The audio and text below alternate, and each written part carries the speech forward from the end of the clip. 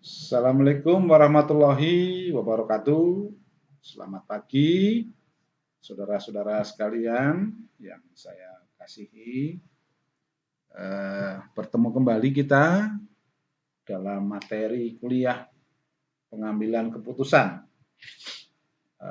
Kali ini kita akan masuk di pertemuan minggu ke-13 ya. Seperti biasa nanti apabila saudara punya pertanyaan silakan dilayangkan, dikirimkan ke alamat Gmail saya yaitu purjianto295@gmail.com. Setiap email yang masuk pasti akan saya tanggapi dan saya balas. Baik, kita akan masuk ke materi yaitu mengevaluasi alternatif solusi. Ya. Jadi ketika kita sudah menetapkan beberapa alternatif solusi, maka langkah berikutnya adalah evaluasi. Saya akan coba mereview kembali langkah-langkah dalam pengambilan keputusan ya sebelum kita masuk ke evaluasi. Mungkin saudara ada yang lupa ya langkah-langkahnya. Nah, ini coba saya tampilkan ulang. Langkah-langkah dalam pengambilan keputusan yang pertama adalah merumuskan atau mendefinisikan masalah.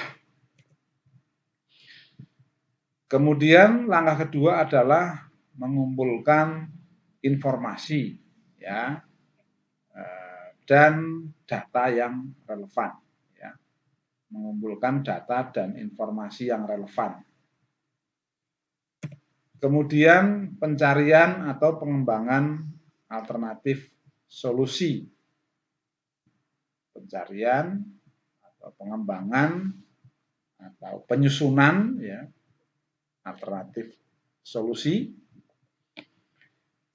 Kemudian analisis atau evaluasi masing-masing solusi atau alternatif solusi. Nah, kita akan bahas nanti yang nomor 4 ini.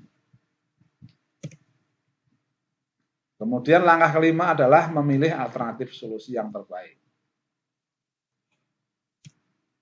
Yang keenam, melaksanakan atau implementasi keputusan.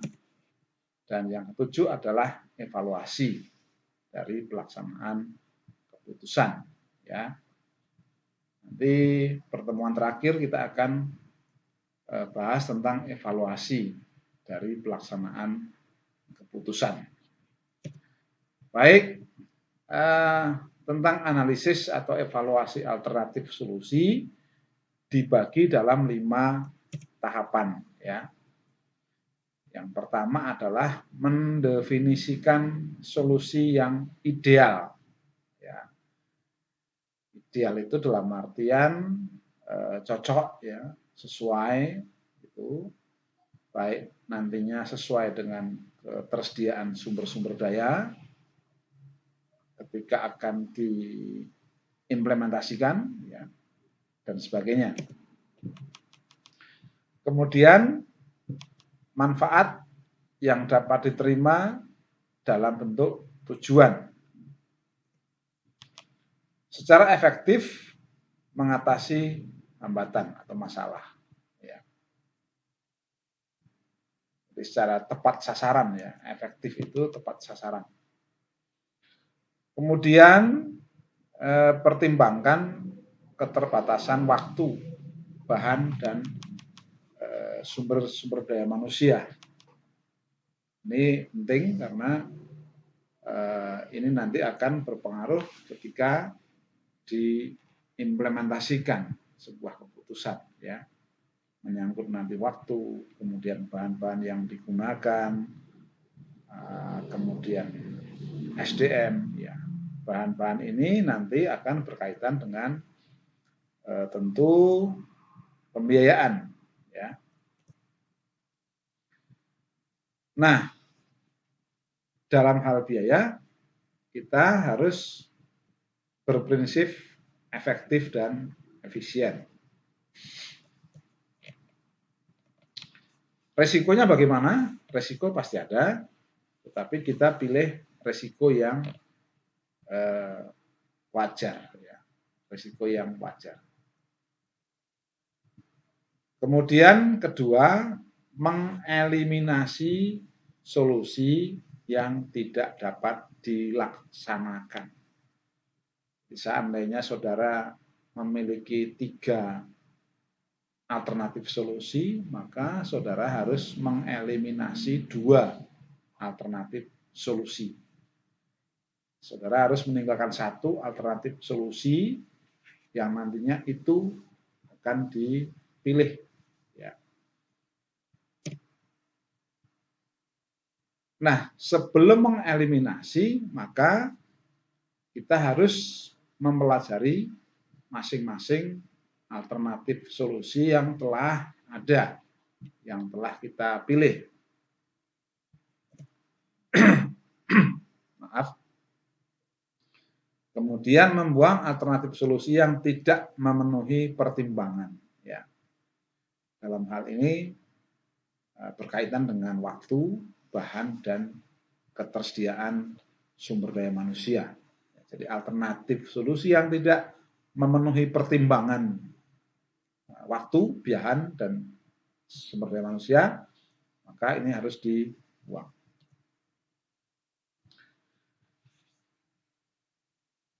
Kemudian mengevaluasi solusi yang tersisa.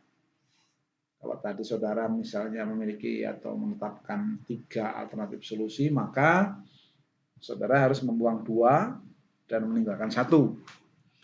Nah, 1 yang tersisa tersebut kita evaluasi, ya. Kita evaluasi, dipelajari, melihat seberapa baik solusi tersebut memberikan hasil. Sekarang pertanyaannya, bagaimana jika semua alternatif solusi tidak ada yang visible untuk dipilih? Ketika satu pun alternatif solusi tidak ada yang visible untuk dipilih, maka kita kembali ke langkah nomor 3. Ya, jadi kita naik kembali ke nomor 3, yaitu harus menyusun kembali alternatif solusi. Nah, baru nanti masuk lagi ke tahap analisis, ya, atau analisa. Itu kalau seandainya semua alternatif solusi, ya, alternatif solusi ini tidak ada yang bisa dipilih atau tidak ada yang visible, tidak ada yang memungkinkan untuk dipilih. Nah, evaluasi berikutnya adalah menilai risiko. Kita harus mempelajari kemungkinan risiko yang berkaitan dengan solusi ini. Ya, mempelajari kemungkinan risiko yang berkaitan dengan solusi ini. Artinya solusi yang kita tinggalkan tadi, yang tinggal 1, ya, yang akan kita pilih tadi. Nah, itu kita pelajari beberapa kemungkinan risiko yang akan muncul ketika alternatif solusi yang kita pilih ini nantinya kita implementasikan. Apakah dapat diterima dan diminimalkan. Artinya risikonya itu apakah dapat diterima, seandainya ada risiko, apakah bisa diminimalkan atau diminimalisir. Ya. Kemudian kalau memang satu solusi yang tertinggal tersebut visible, maka kita pilih. Ya, artinya kita mengambil keputusan. Ya, nomor 5. Nah, kita coba akan analisis persoalan-persoalan potensial yang kemungkinan akan timbul, ya. Yang pertama, menganalisis persoalan-persoalan potensial yang mungkin muncul pada saat pelaksanaan keputusan, ya. Mungkin jika menyangkut kebijakan untuk karyawan, ya, potensial problem yang bakal muncul kemungkinan ditolaknya keputusan tersebut atau memunculkan demonstrasi, demo karyawan karena ketidakpuasan dari hasil keputusan, ya. Sebagai contoh kemarin kalau di parlemen itu menghasilkan undang-undang omnibus law, ya. Nah, ternyata itu pro kontra di masyarakat, ya, sehingga memunculkan berbagai persoalan, ya, demo di mana-mana, penolakan-penolakan terjadi, bahkan beberapa elemen masyarakat itu membawa uji materi undang-undang tersebut ke Mahkamah Konstitusi, dan saudara mungkin mengikuti beritanya, undang-undang tersebut akhirnya dinyatakan bertentangan dengan Pancasila, ya. Walaupun akhirnya juga masih debatable, ya, karena diberikan waktu 2 tahun untuk merevisi atau memperbaiki, sehingga nantinya setelah direvisi akan tidak bertentangan dengan Pancasila, ya. Itu seperti itu kalau saya analisa, ya, saya lihat. Nah, persoalan potensial terjadi karena sebab yang lain atau sebab yang belum diantisipasi, ya. Sehingga perlu dipersiapkan tindakan pencegahan dan tindakan penanggulangan. Sekarang kita masuk ke evaluasi dan pengendalian. Masing-masing tahap dari proses pengambilan keputusan perlu dipertimbangkan dengan hati-hati, ya, termasuk dalam penetapan sasaran tujuan.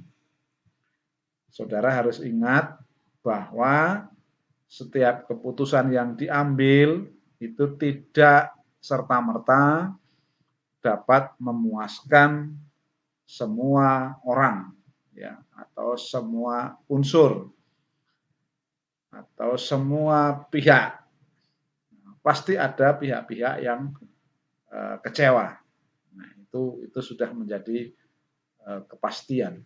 Sebuah keputusan yang diambil itu pasti ada yang pro, ada yang kontra, ada yang dapat menerima, ada yang tidak, ada yang merasa diuntungkan, ada yang merasa dirugikan. Nah, ini sudah menjadi hal yang biasa.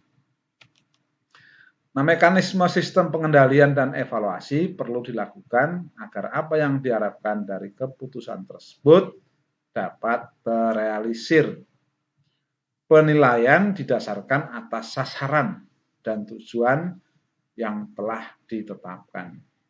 Ini sebelumnya harus ditetapkan sasaran-sasarannya, ya, indikator-indikatornya, sehingga dapat dilakukan penilaian. Tujuan yang bersifat khusus dan mudah diukur dapat mempercepat pimpinan untuk menilai keberhasilan keputusan. Jika keputusan tersebut kurang berhasil, bila mana permasalahan masih ada, maka pengambil keputusan perlu melakukan sebuah tindakan koreksi, ya,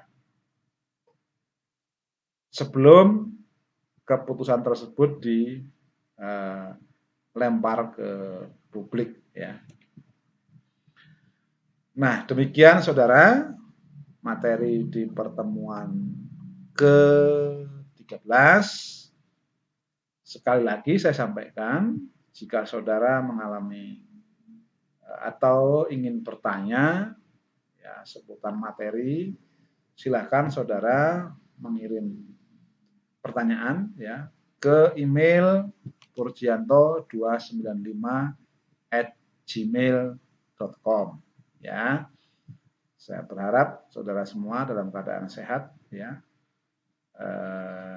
dapat melakukan aktivitas dengan baik, dan kita akan ketemu kembali di materi yang lain ya, yaitu pertemuan ke-14. Terima kasih saya ucapkan atas perhatian. Selamat pagi. Assalamualaikum warahmatullahi wabarakatuh.